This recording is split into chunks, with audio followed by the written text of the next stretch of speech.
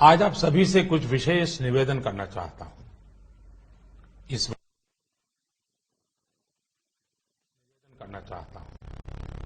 वार्ता में कुछ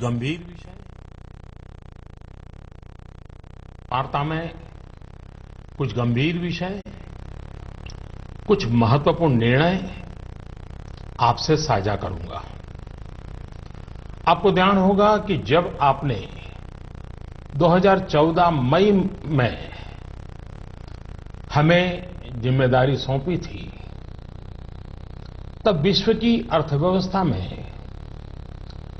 ब्रिक्स के संबंध में यह आम चर्चा थी कि ब्रिक्स में जो आई अक्षर है, जो कि आई अक्षर इंडिया से जुड़ा हुआ है, लोग कहते थे कि ब्रिक्स में जो आई है वो लुढ़क रहा है। लगातार 2 साल के देशव्यापी अकाल के बावजूद भी पिछले 2.5 वर्षों में आप सब 125 करोड़ देशवासियों के सहयोग से आज भारत ने ग्लोबल इकोनॉमी में एक ब्राइट स्पॉट अर्थात चमकता सितारा के रूप में अपनी उपस्थिति दर्ज कराई है। ऐसा नहीं है कि यह दावा हम कर रहे हैं, लेकिन यह आवाज इंटरनेशनल मॉनिटरी फंड IMF और वर्ल्ड बैंक से गूंज रही है। बहनों भाइयों, विकास की इस दौड़ में हमारा मूल मंत्र रहा है सबका साथ, सबका विकास। यह सरकार गरीबों को समर्पित है और समर्पित रहेगी। गरीबी के खिलाफ हमारी लड़ाई का मुख्य शस्त्र गरीबों का देश की अर्थव्यवस्था एवं संपन्नता में सक्रिय भागीदारी यानी गरीबों का सशक्तिकरण, गरीबों का एम्पावरमेंट। इस प्रयास की झलक आप लोगों को प्रधानमंत्री जनधन योजना, जनधन से जन सुरक्षा योजना, आर्थिक गतिविधियों के लिए प्रधानमंत्री मुद्रा ऋण योजना, दलित, आदिवासी और महिला उद्यमों के लिए स्टैंड अप इंडिया योजना, गरीबों के घर तक गैस का चूल्हा पहुंचाने के लिए प्रधानमंत्री उज्ज्वला योजना, किसानों की आमदनी सुरक्षित करने के लिए प्रधानमंत्री फसल बीमा योजना और प्रधानमंत्री कृषि सिंचाई योजना, उनको अपने खेतों से ही सही उपज पाने के लिए सॉइल हेल्थ कार्ड योजना और सही उपज का सही दाम पाने के लिए ई-नाम अर्थात राष्ट्रीय कृषि बाजार योजना। इन सब में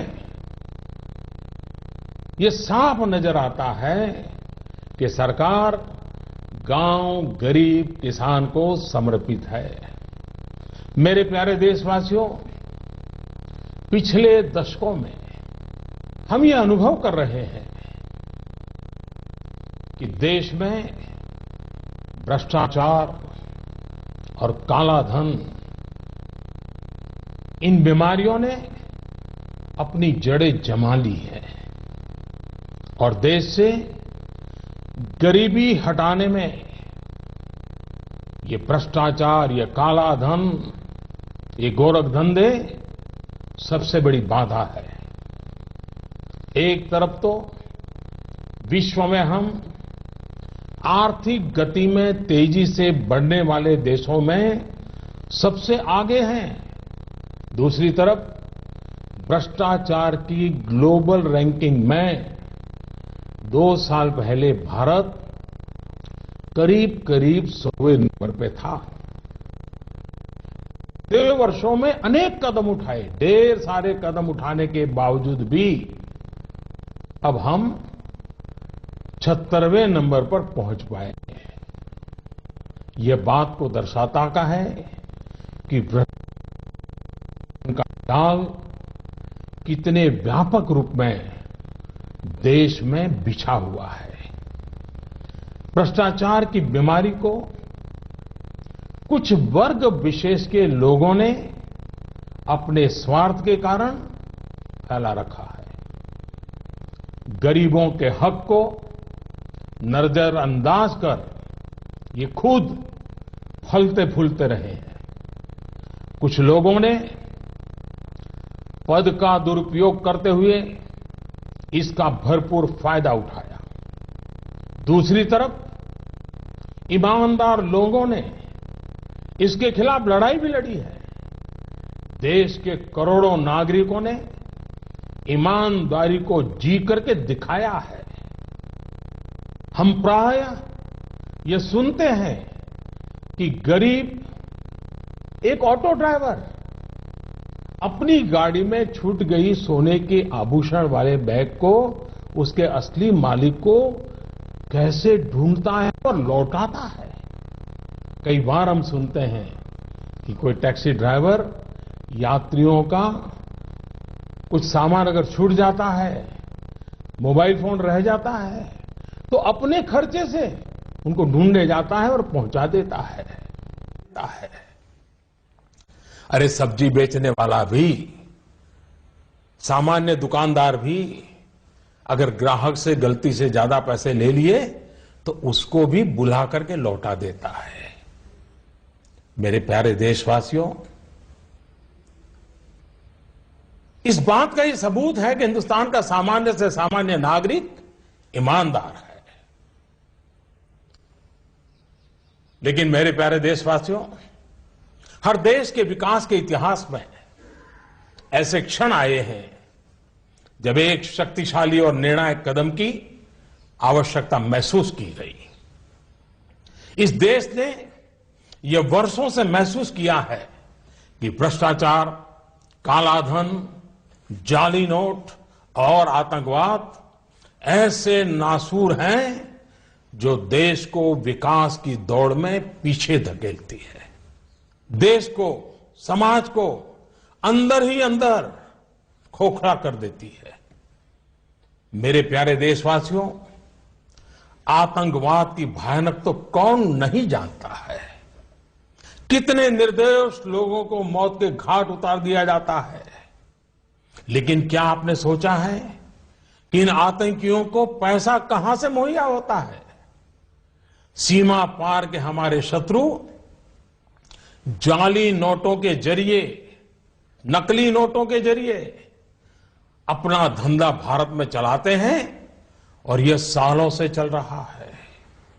अनेक बार 500 और 1000 रुपए की जाली नोटों का कारोबार इसके करने वाले भी पकड़े गए हैं। लाखों करोड़ों की नोटें भी जब्त की गई हैं। बहनों भाइयों, एक तरफ आतंकवाद और जाली नोटों का जाल देश को तबाह कर रहा है, दूसरी ओर भ्रष्टाचार और काले धन की चुनौती देश के सामने बनी हुई है। हमने कार्य संभालने के तुरंत बाद भ्रष्टाचार और काले धन के खिलाफ लड़ाई की शुरुआत करते हुए अनेक प्रभावी कदम उठाए। जैसे काले धन की जांच के लिए सुप्रीम कोर्ट के पूर्व जज की अध्यक्षता में एसआईटी का गठन किया। विदेशों में जमा काले धन के लिए 2015 में मजबूत कानून बनाने का हमने काम किया। काले धन को विदेशों से वापस लाने के लिए विभिन्न देशों के साथ टैक्स समझौतों में हमने परिवर्तन किया, नए समझौते किए। अमेरिका सहित विभिन्न देशों के साथ सूचना आदान प्रदान, इंफॉर्मेशन एक्सचेंज करने का प्रावधान किया। भ्रष्टाचारियों की बेनामी संपत्ति को रोकने के लिए अगस्त 2016 में एक और मजबूत कानून, इन सारे कानून से एक बहुत बड़े चोर दरवाजे को बंद कर दिया गया। देश में अघोषित आय को पेनल्टी के साथ घोषित करने की योजना में काफी बड़ी मात्रा में अघोषित आय उजागर हुई। मेरे प्यारे देशवासियों, इन सारे प्रयासों से पिछले 2.5 साल में भ्रष्टाचारियों से करीब करीब 1.25 लाख करोड़ रुपया, ये कम रकम नहीं है, 1.25 लाख करोड़ रुपए का काला धन बाहर लाया गया है। ऐसे करोड़ों भारतवासी जिनके रग रग में ईमानदारी दौड़ती है, उनका मानना है कि भ्रष्टाचार, काले धन, बेनामी संपत्ति, जाली नोट और आतंकवाद के खिलाफ निर्णायक लड़ाई होनी चाहिए। कौन ईमानदार नागरिक ऐसा होगा जिसे अफसरों के घर बिस्तर के नीचे से या जगह जगह बोरियों में करोड़ों रुपयों पाने जाने की खबर से पीड़ा न होती हो। आज देश की मुद्रा व्यवस्था का हाल यह है कि देश में कुल सिक्कों और नोटों की जो मूल्य है, उसमें 500 और 1000 रुपया वाले नोटों का हिस्सा लगभग 80 से 90% तक पहुंच गया है। देश में कैश का अधिकतम सर्कुलेशन का एक सीधा संबंध भ्रष्टाचार से है। भ्रष्टाचार से अर्जित कैश का कारोबार महंगाई पर बड़ा असर पैदा करता है। इसकी मार गरीबों को झेलनी पड़ती है। इसका सीधा प्रभाव गरीब और मध्यम वर्ग की खरीदने की शक्ति पर पड़ता है।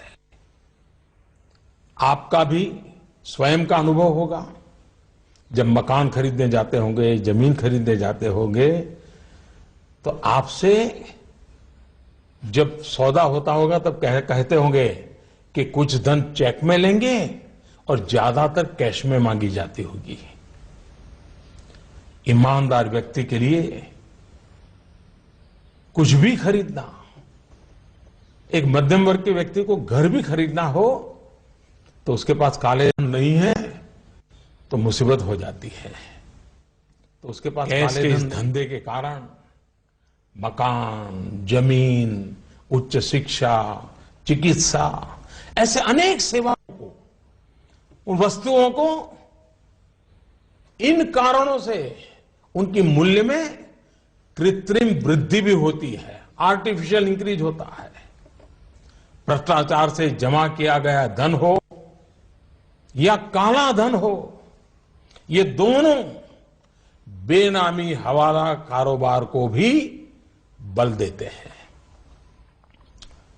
और हम जानते हैं हवाला का उपयोग आतंकियों ने हथियार की खरीद फरोख्त में भी किया है। चुनावों में काले धन के प्रभाव की चर्चा ये कोई नई बात नहीं है, वर्षों से हो रही है। बहनों और भाइयों, देश को भ्रष्टाचार और काले धन रूपी दिमक से मुक्त कराने के लिए एक और सख्त कदम उठाना जरूरी हो गया है।